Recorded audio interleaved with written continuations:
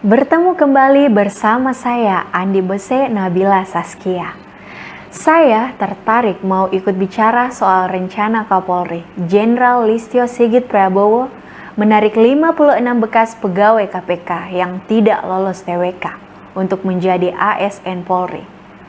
Listio rencananya akan menempatkan mereka di unit reserse yang ditugaskan membongkar kasus korupsi. Keputusan politik Jenderal Listio ini sangat berani. Tapi sebelum lanjut, subscribe dulu dong channelnya, like, dan jangan lupa share ke akun sosial media Anda.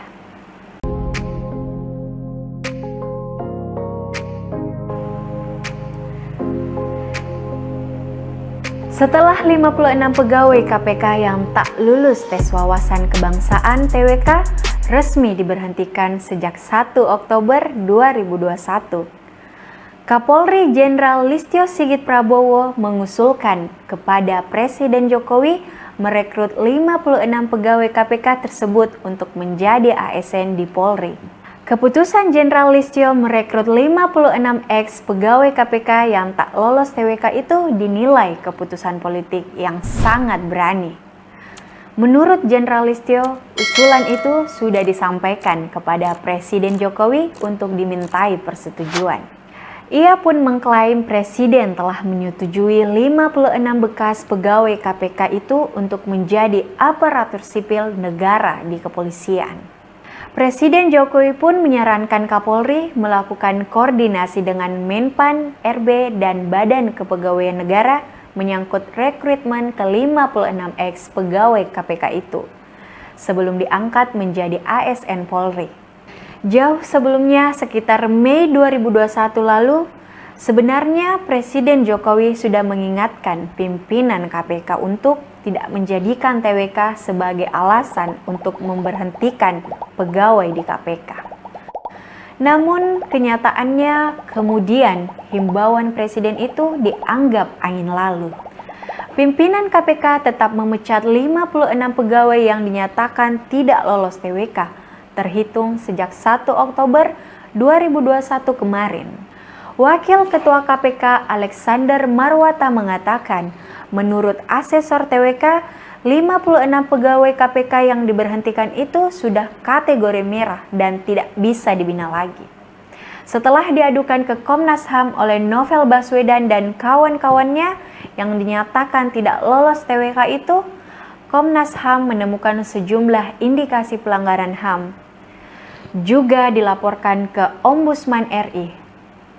Setelah mempelajari proses alih status pegawai KPK menjadi ASN melalui TWK itu, Ombudsman menemukan indikasi adanya maladministrasi. Namun Ketua KPK Firly Bahuri tetap merujuk pada keputusan MK dan MA yang mengatakan keputusan pimpinan KPK itu terkait alih status pegawai KPK tidak bermasalah dengan hukum. Namun, Listio melihat pada sisi regulasi yakni PP nomor 17 tahun 2020 pasal 3 ayat 1. Presiden selaku pemegang kekuasaan tertinggi pembinaan PNS berwenang menetapkan pengangkatan, pemindahan, dan pemberhentian PNS. Rencana Listio menjadikan 56 ASN ex KPK ini sebagai ASN Polri tentu akan menimbulkan pro kontra. Misalnya dengan Menpan RB dan BKN, yang pada hasil TWK memberi penilaian bahwa ke-56 pegawai tersebut masuk kategori merah dan tidak bisa dibina lagi. Jenderal Listio pasti sudah mempertimbangkan segala kemungkinannya, termasuk cap radikal yang diberikan kepada 56 ex pegawai tersebut. Mengingat sebahagian pegawai KPK yang dinyatakan tidak lulus itu berasal dari institusi Polri, perwira menengah polisi yang pernah ditugaskan Polri ke KPK, namun kemudian memilih menjadi pegawai KPK. Mereka adalah Novel Baswedan, Andre Nainggolan, Ambarita Damanik, Rizwin Rachwel, dan beberapa lagi yang lainnya, yang semuanya punya prestasi membongkar kasus-kasus korupsi. Keputusan politik Jenderal Listio merekrut mereka menjadi ASN Polri merupakan solusi agar masalah alih status 56 pegawai KPK tersebut tidak menjadi persoalan yang berlarut-larut. Apalagi mereka sebenarnya tidak diragukan kemampuannya menyelidiki, menyidik dalam membongkar kasus-kasus korupsi. Apalagi ini sudah ada restu dari Presiden Jokowi. Selain itu, Jenderal Listio juga dinilai ingin memelihara semangat pemberantasan korupsi agar tidak padam di negeri ini. Sehingga proses rekrutmen ke-56 ex-pegawai KPK itu menjadi ASN Polri butuh pengawalan dan proses yang cermat, tepat dan tepat.